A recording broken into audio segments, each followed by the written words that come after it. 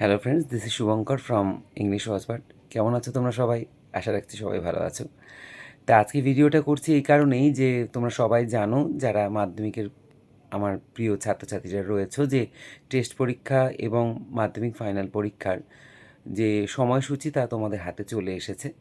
এবার যেটা এই মুহূর্তে দাঁড়িয়ে যেটা সব থেকে বড় বিষয়, যেটা খুব বেশি ফোকাসে রাখতে হবে, সেটা হচ্ছে রাইটিং স্কিল এবং গ্রামার।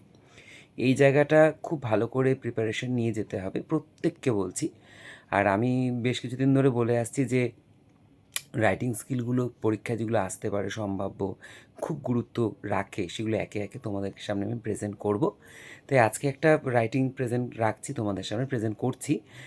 আই হোপ সেটা তোমাদের ভীষণ কাজে দেবে, টেস্ট এবং ফাইনাল উভয় ক্ষেত্রেই।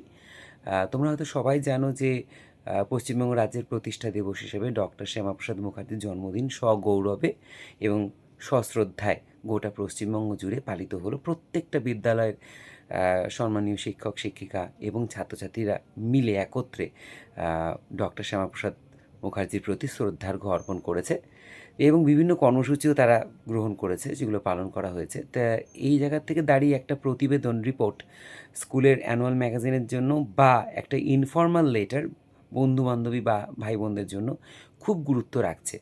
তা আমি খুব সহজ সরল ভাষায়, একেবারে জটিলতা না বাড়িয়েই তোমাদের জন্য একটা লেখা লিখেছি।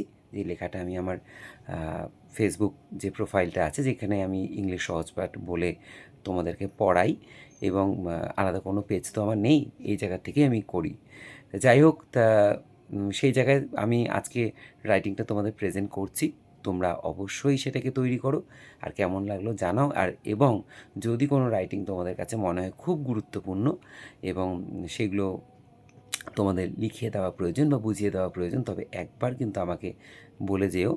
হ্যাঁ, একদম নিজের মতন করে বলে যেও। আমি এই অপেক্ষায় আছি। ভালো থেকো, সবাইকে ভালো রেখো। টাটা।